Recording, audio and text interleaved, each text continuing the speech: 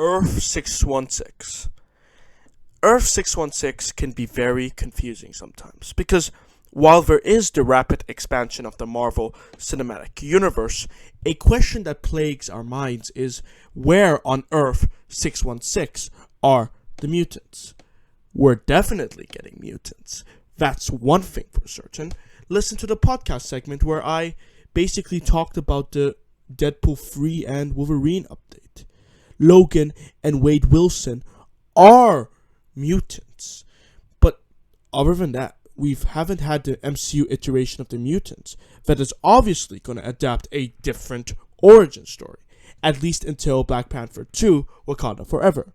In Black Panther 2 Wakanda Forever, there is going to be the first mutant that will be making an appearance in the MCU. And his name is Namor. In case you don't know who Namor is, he is a character that will make his first live-action debut in Black Panther Wakanda Forever. Think of him as the Marvel version of Aquaman. Namor is a mutant who possesses the ability of developed vision and the ability to naturally survive underwater like Aquaman. You get the picture. Alright, good. This is, to say the least, very significant news for obvious reasons.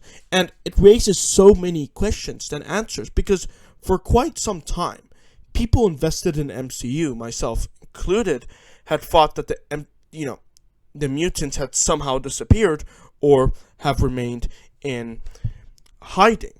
In which case, this trope of unknown people isolating themselves from the world is getting cliche at this point, at least for the MCU.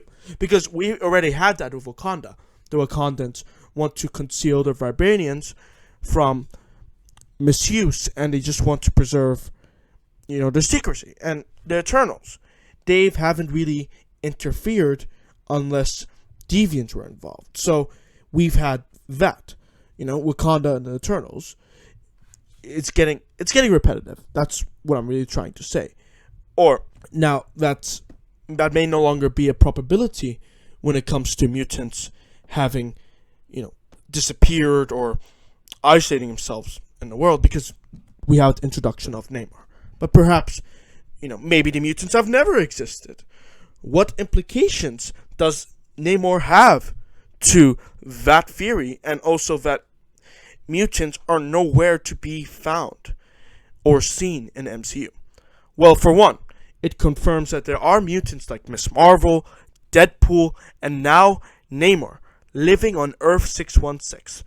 And that is a very compelling prospect. But again, I honestly have no slightest clue where the X-Men fits in with all of these shenanigans. I honestly don't know. So, I mean, is the MCU set in a timeline where the X-Men don't even exist yet? It wouldn't be unreasonable for me to expect that they explore Namor's identity as a mutant and square this question once and for all in the Black Panther movie. Where are the mutants? Whether it be in a post-credit scene for Black Panther, or better yet, Disney has confirmed that Wakanda Forever is set to be the second longest MCU film. I want to mention another thing. It's also, been quite hilarious that the MCU has been a tad stingy in their references to the existence of mutants, despite the reality, or multiverse reality, that Doctor Strange in the Multiverse of Madness showcased the most popular mutants of all of the X-Men and Fantastic Four. Charles Xavier, Reed Richards. Like, the MCU has an easy gateway for them to institute mutants via the multiverse. One would think, why aren't they using such a gateway? It is a risk-free get-out-of-jail card. Why did the X-Men appear all of a sudden? Well, we just head over to the multiverse and brought them over on a field trip to the MCU. And then, they can come up with some explanation of how they were able to stay there. And maybe even bring back the old X-Men cast, especially Patrick Stewart, and especially, as they've already confirmed, Hugh Jackman as Logan, and Ryan Reynolds as Deadpool. There's a lot of potential.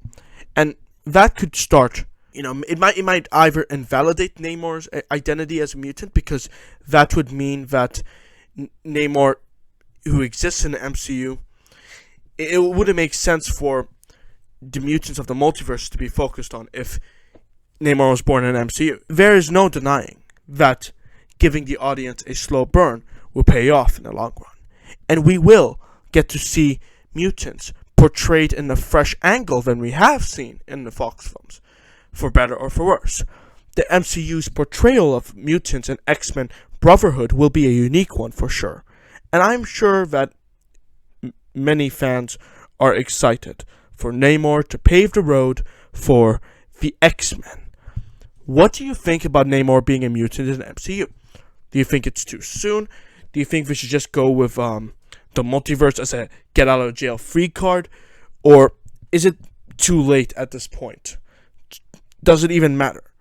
Whatever it is that you think about Namor being in the MCU as a mutant, let me know in the comment section below, or our Twitter inbox at Cinema Courtroom.